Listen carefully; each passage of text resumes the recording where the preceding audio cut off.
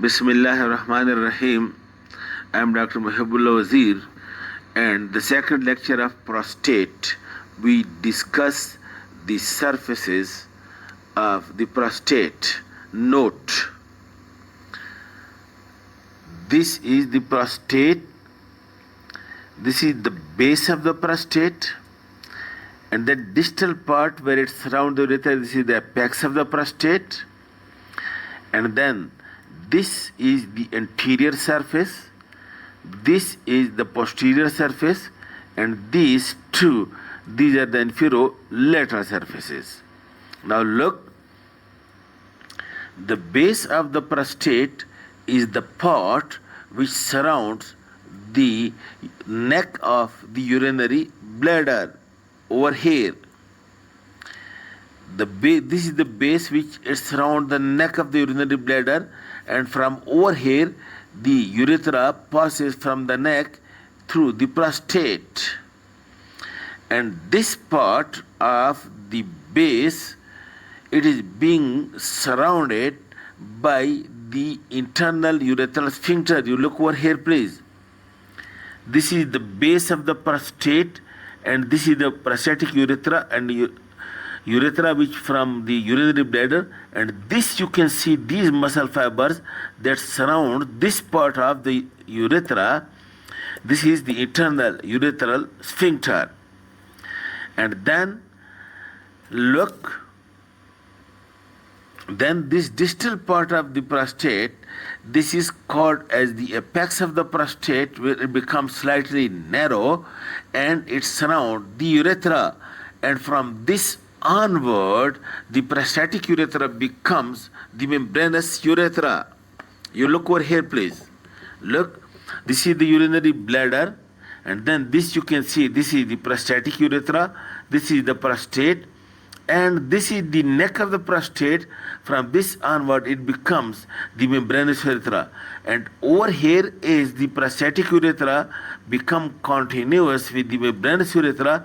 This part is being surrounded by these skeletal muscles, and this is the external urethral sphincter or voluntary urethral sphincter, and supplied this urethral sphincter is by the pudendal nerve. This is voluntary.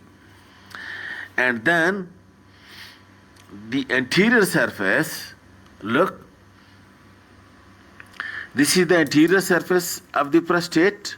This anterior surface, look, this anterior surface, it lies over here just behind the pubic symphysis, and this space, retropubic space, is being filled by retropubic bed of fat, and this anterior surface of the prostate is being slung by prostatic ligament to the pubic bone.